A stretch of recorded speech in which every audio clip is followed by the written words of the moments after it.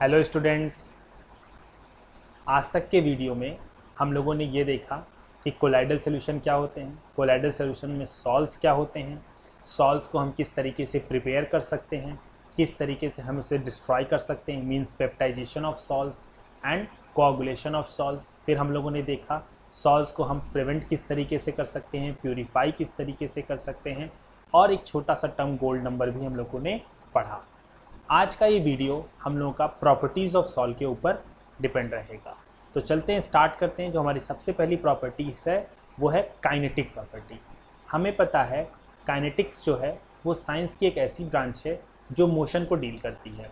तो चलते हैं, हम सॉल्व की प्रॉपर्टीज़ में जब हम काइनेटिक्स की बात करेंगे तो हम ये डिस्कस करेंगे कि सॉल्व के जो छोटे छोटे पार्टिकल्स हैं, means in between 1 nanometre to 1000 nanometre, इनका मोशन किस तरीके से हो सकता है।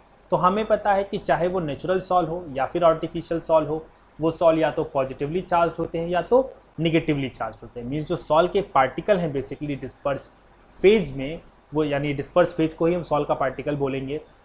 अगर उसका साइज 1 नैनोमीटर से 1000 नैनोमीटर के बीच में है और उसके ऊपर कोई चार्ज है तो वो किस तरीके से मोशन कर रहा होगा। तो चलते हैं, थोड़ा सा एग्जाम्पल लेकर के इसको समझेंगे।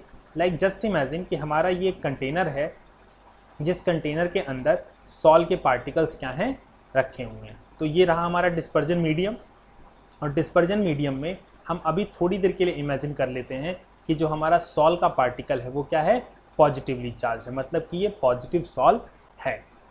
अब भाई ऑब्वियस सी बात है कि ये पॉजिटिव क्या कर रहा होगा, रैंडमली मूव कर रहा होगा। अब जब ये रैंडमली मूव करेगा तो मूव करते करते जा करके ये इस वाले पॉजिटिव से टकराएगा। अब क्योंकि जब ये कोलाइड करेंगे तो जो इनका फोर्स होगा कोलिजन का, ये हमेशा इक्विलिब्रियम में तो रहेगा नहीं, और जब इक्विलिब्रियम में नहीं रहेगा तो ये फोर्स जिस साइड रिजल्टेंट डायरेक्शन शो करेंगे उस डायरेक्शन में हमारा पहला वाला पार्टिकल क्या होगा, मूव कर जाएगा। Means it may be possible कि वो इस तरीके से मूव कर सकता है, फर्दर फिर टकराने के बाद इस तरीके से मूव कर सकता है, देन फर्दर इस तरीके से मूव कर सकता है, देन अगेन वो किसी भी डायरेक्शन में मूव कर सकता है। तो हम ये जो मोशन देख रहे हैं कि अगर ये हमारा कोलाइडल पार्टिकल है तो ये जो रैंडम मोशन कर रहा है, ये रैंडम मोशन को ही हम क्या कहते हैं, जिग जैग मोशन। मीन्स अगर हम बात करें हमारे काइनेटिक प्रॉपर्टी की, तो काइनेटिक प्रॉपर्टी ऑफ सॉल्व में हम ये कहते हैं कि जो सॉल्व के हमारे कोलाइडल पार्टिकल हैं वो हमेशा जिग जैग वे में मोशन करते रहते हैं, और इस मोशन को हम दूसरा नाम ब्राउनियन मोशन भी कहते हैं। और बस काइनेटिक प्रॉपर्टी में हमें सिर्फ इतना ही डिस्कस करना था।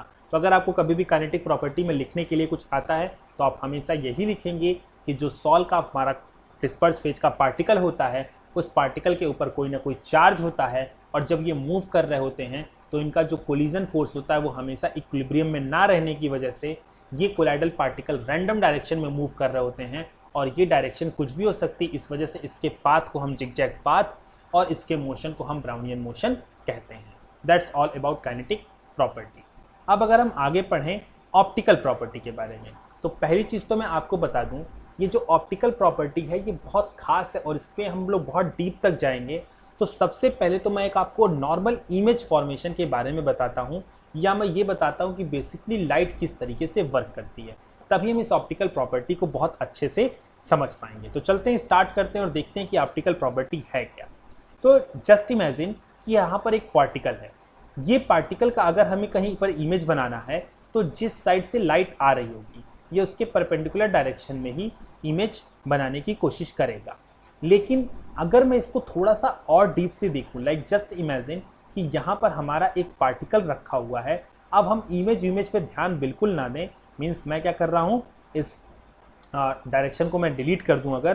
तो अब अगर मैं बात करूँ कि भाई इस पार्टिकल पर लाइट पड़ी और and we are watching from here, भाई मान लेते हैं कि ये एक ह्यूमन आई है जो क्या कर रही है, इस पार्टिकल को वॉच करने की मतलब देखने की कोशिश कर रही है। तो कब ये पार्टिकल को देख सकती है और कब ये पार्टिकल को नहीं देख सकती है। तो जस्ट इमेजिन कि यहाँ पर लाइट टकराया, और लाइट टकराने के बाद अगर इस पार्टिकल से लाइट टकराने के बाद ये इस डायरेक्शन में मूव कर गया तो कभी भी हमें ये पार्टिकल दिखने वाला नहीं है। ये पार्टिकल हमें तब तक नहीं दिखेगा जब तक कि कोई रे ऑफ लाइट इस पार्टिकल के ऊपर टकरा करके हमारी आंखों के ऊपर नहीं आएगी, तब तक हमें ये पार्टिकल दिखाई देने वाला नहीं है। मीन्स हम सीधा सीधा कॉन्सेप्ट समझते हैं कि कोई भी चीज़ हमें तब दिखाई देती है जब उस पार्टिकल के ऊपर से कोई रे हमारी आंखों की तरफ आ रही हो। तो चलते हैं जरा हम एक एक्सपेरिमेंट करके देखते हैं ट्रू सोल्यूशन के साथ और कोलाइडल सोल्यूशन के साथ। तो सबसे पहले हम ट्रू सोल्यूशन लेंगे।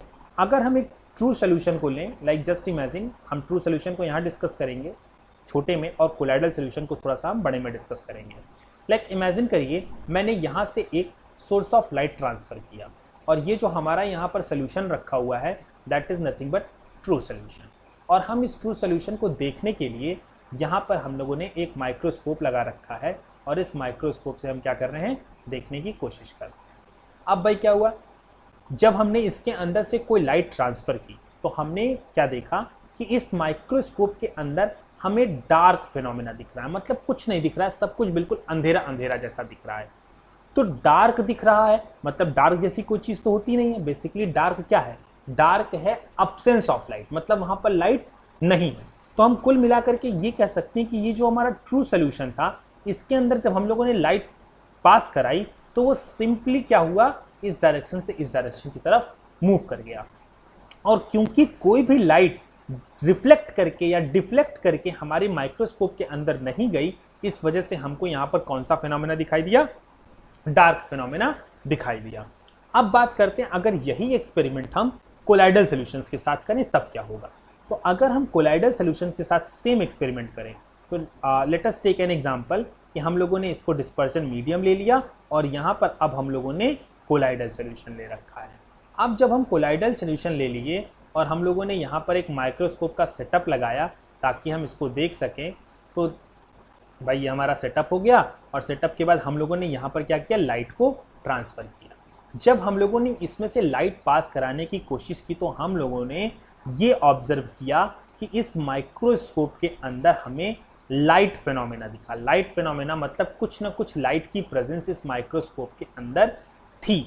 अब माइक्रोस्कोप के अंदर अगर लाइट की प्रेजेंस रही मतलब ये चीज़ तो डैम श्योर क्लियर है कि यहाँ से कोई लाइट आकर के टकरा करके माइक्रोस्कोप के अंदर गई होगी। पहली चीज़ तो ये चीज़ क्लियर हो गई। अब हम लोगों ने क्या किया, इस माइक्रोस्कोप को डिफरेंट डायरेक्शन में हम लोग क्या कराए, मूव कराए। मतलब हम लोगों ने माइक्रोस्कोप को लेफ्ट साइड में मूव किया, माइक्रोस्कोप को राइट साइड में, अप साइड में, डाउन साइड में। इस तरीके से जब हम लोगों ने मूव किया तो हम लोगों ने ये देखा कि ये जो लाइट फिनोमेना है लगभग हर एक डायरेक्शन में इक्वल है। मतलब ऐसा नहीं कि केवल लाइट फिनोमेना यहाँ है, ये लाइट फिनोमेना जितना यहाँ है लगभग उतना ही यहाँ पे भी है, उतना यहाँ पे भी है, उतना यहाँ पे भी है। हर जगह क्या है, लाइट फिनोमेना बराबर है। जबकि एक नॉर्मल इमेज फॉर्मेशन में हम ये कहते हैं कि जब कभी भी किसी पार्टिकल के ऊपर लाइट टकराती है तो लाइट किसी एक फिक्स डायरेक्शन में जाती है, हर एक डायरेक्शन में बराबर तरीके से कह सकते हैं डिस्ट्रीब्यूट नहीं होती है। पर यहाँ पर हमको एक एक्स्ट्रा फिनोमेना देखने को मिल रहा है कि जिस जगह पर भी हम माइक्रोस्कोप लेकर के जा रहे हैं वहाँ पर हमको लाइट का फिनोमेना या लाइट की इंटेंसिटी इक्वल देखने को मिल रही है। तो आखिर क्या है इसके पीछे, तो ये जो टोटल फिनोमेना है इस फिनोमेना को हम एक टेक्निकल नेम देते हैं called as dispersion of light. Dispersion of light, और इस डिस्पर्जन ऑफ लाइट को हम टिंडल इफेक्ट भी बोलते हैं, टिंडल इफेक्ट। अब ये टिंडल इफेक्ट क्या है जरा इसको भी समझते हैं।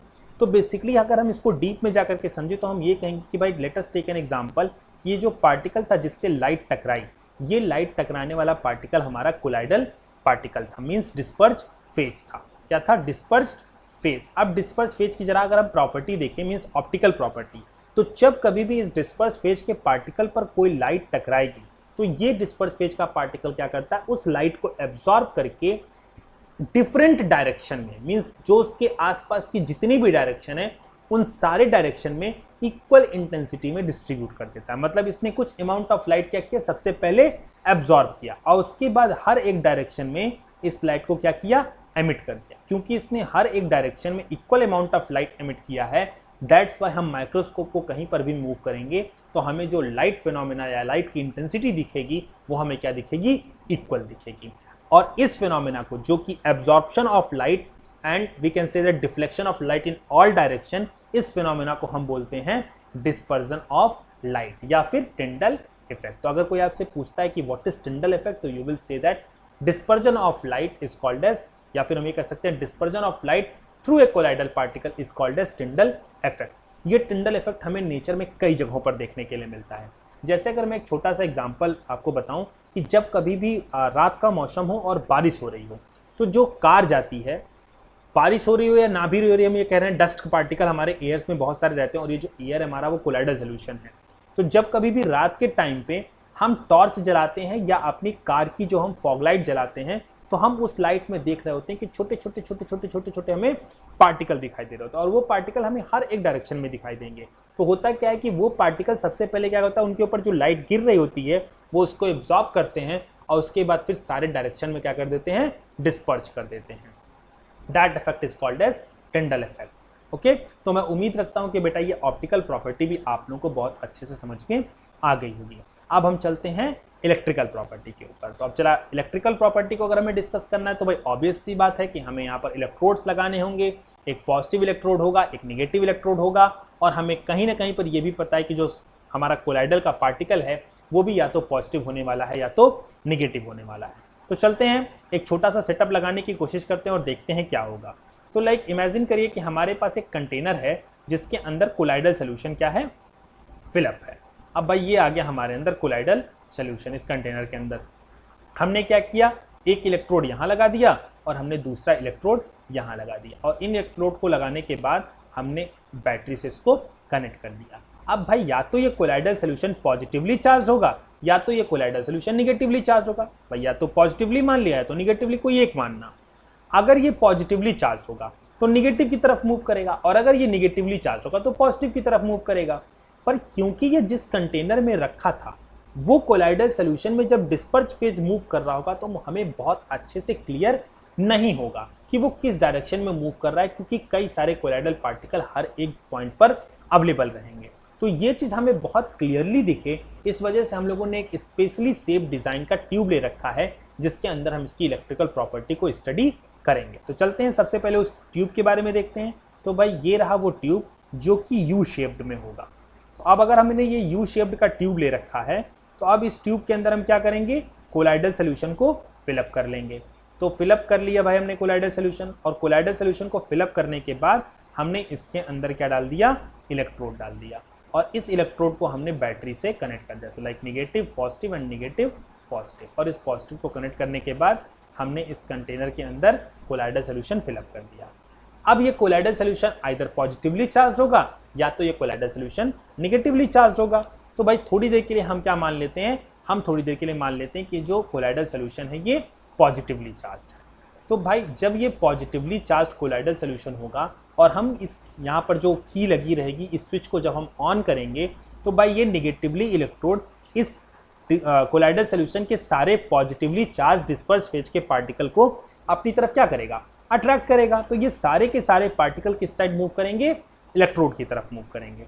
कुछ समय के बाद जब ये चीज़ चल रही होगी तो थोड़े समय के बाद, मतलब कुछ देर तक इलेक्ट्रिसिटी प्रोवाइड करने के बाद हमें देखने को क्या मिलेगा कि सारे के सारे डिस्पर्स फेज के पार्टिकल अपने अपोजिटिवली चार्ज इलेक्ट्रोड की तरफ जा चुके हैं। तो अब जब अपोजिटिवली चार्ज इलेक्ट्रोड की तरफ जाएंगे तो हमें देखने को क्या मिलेगा, हमें देखने को मिलेगा भाई इमेजिन करिए कि ये पॉजिटिव वाला जितना भी हमारा कोलाइडल सोल्यूशन का पार्टिकल था वो सब क्या हुआ, दूसरे अपोजिटिवली चार्ज इलेक्ट्रोड की तरफ चला गया। तो अब इस अपोजिटिवली चार्ज इलेक्ट्रोड की तरफ हम देख सकते हैं कि कई सारे डिस्पर्स फेज के पार्टिकल आकर के इकट्ठा हो गए। तो अब ऑब्वियस सी बात है कि ये जो डिस्पर्स फेज के पार्टिकल यहाँ पर जाकर के इकट्ठा हुए हैं तो इस साइड वाले पार्ट में डेंसिटी कहीं ना कहीं पर इंक्रीज हो जाएगी। डेंसिटी क्या हो जाएगी, इंक्रीज हो जाएगी, मीडियम थोड़ा सा ऑपेक होने लगेगा।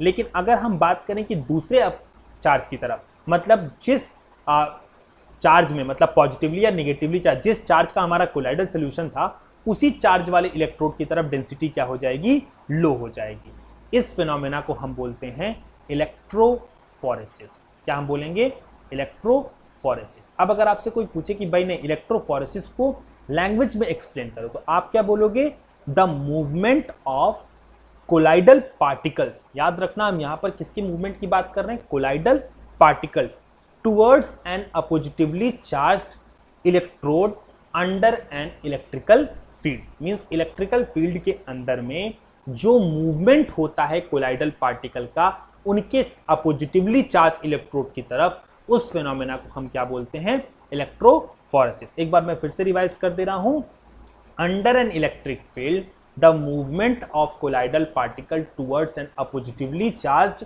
Electrode is called as electrophoresis. अब अगर मैं बात करूं, इसके अंदर हम लोगों ने थोड़ा सा एक इंप्रूवमेंट किया। क्या इंप्रूवमेंट किया? तो भाई चलो एक काम करते हैं। जब हम लोगों ने इसके अंदर मीन्स फिर से इसको एक एग्जांपल लेकर के समझते हैं।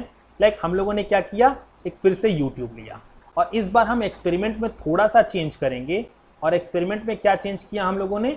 तो भाई हम लोगों ने सबसे पहले इसके अंदर क्या कर लिया, कोलाइडल सोल्यूशन फिलअप कर लिया। अब कोलाइडल सोल्यूशन अगर फिलअप कर लिया तो इसमें कई सारे पॉजिटिव डिस्पर्ज फेज के पार्टिकल होंगे, डिस्पर्जन मीडियम के अंदर मूव कर रहे होंगे।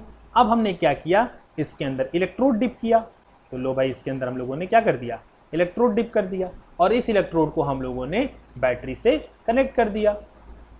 अब जब हम स्विच ऑन करेंगे तो स्विच ऑन करने पर क्या होगा, जो इसका निगेटिवली चार्ज इलेक्ट्रोड होगा उसकी तरफ सारे पॉजिटिवली चार्ज डिस्पर्स फेज के पार्टिकल मूव करेंगे।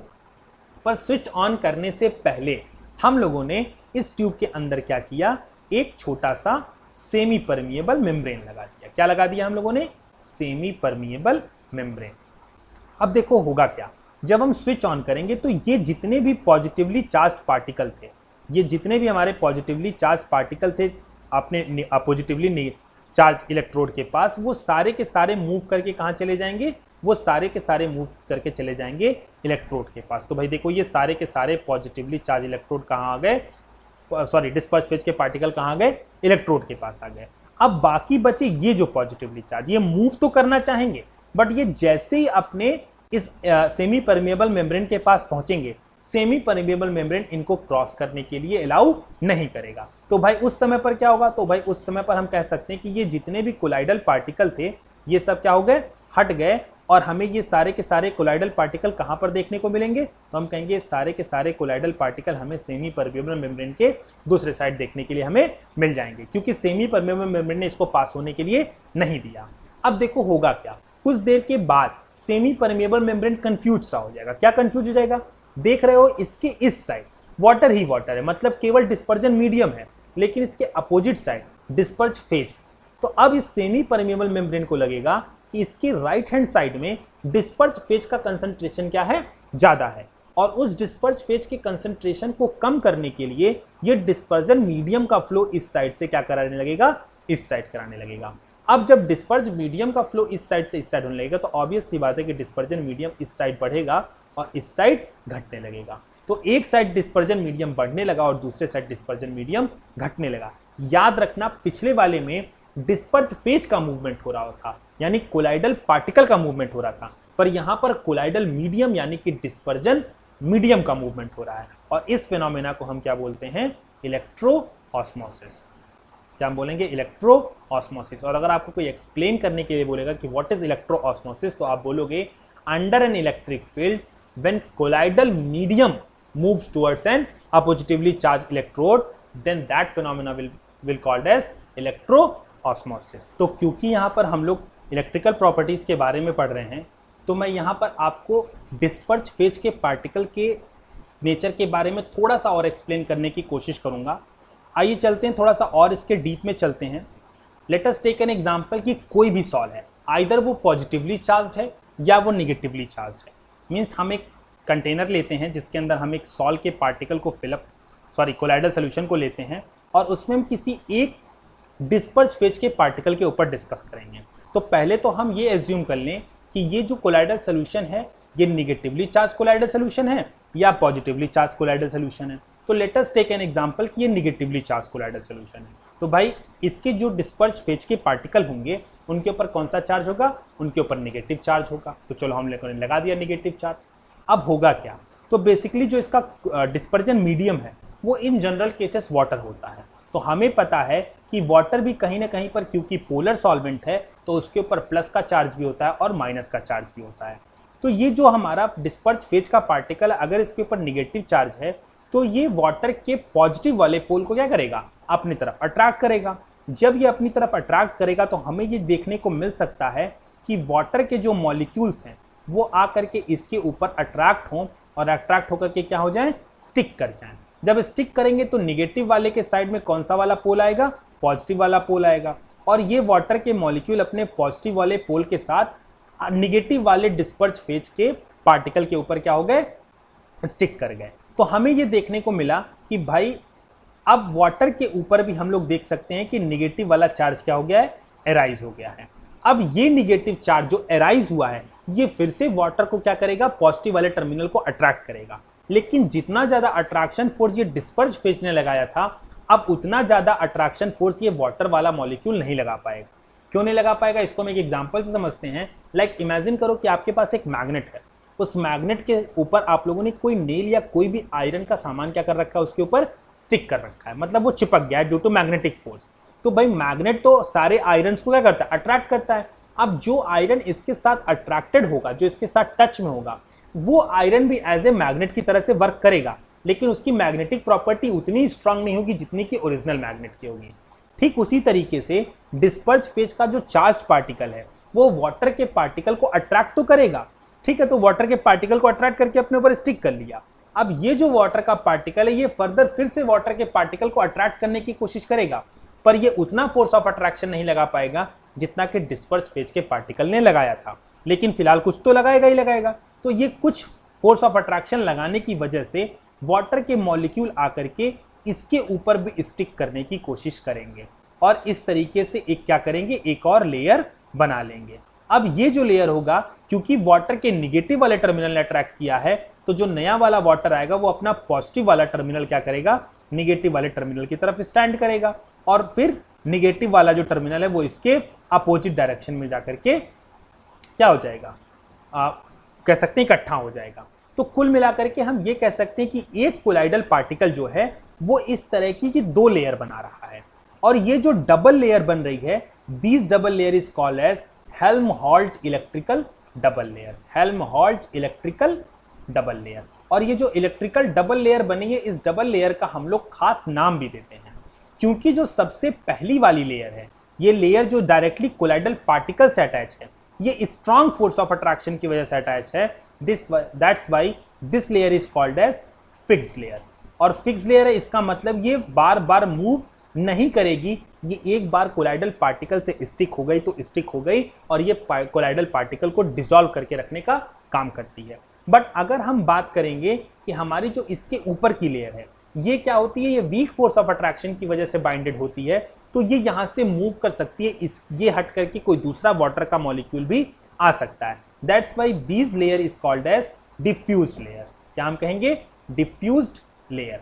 अब भाई बात ये आती है कि आपके पास एक फिक्स लेयर है, आपके पास एक डिफ्यूज लेयर है और इस फिक्स लेयर और इस डिफ्यूज लेयर के बीच में वीक फोर्स ऑफ अट्रैक्शन है, तो ये डायरेक्टली तो कनेक्टेड होंगे नहीं, इनके बीच में कुछ ना कुछ क्या होगा, गैप होगा। और अगर गैप होगा तो जब कभी भी दो पॉजिटिव या निगेटिव या दो निगेटिव या हम कह सकते हैं किसी भी दो चार्ज के बीच में अगर थोड़ा सा गैप आ गया तो उस गैप की वजह से उन दो चार्जेस के बीच में पोटेंशियल जनरेट हो जाता है। तो हम कह सकते हैं फिक्स लेयर और डिफ्यूज लेयर के बीच में भी थोड़ा बहुत गैप होगा और ये जो गैप होगा, इस गैप की वजह से एक पोटेंशियल जनरेट हो जाएगा।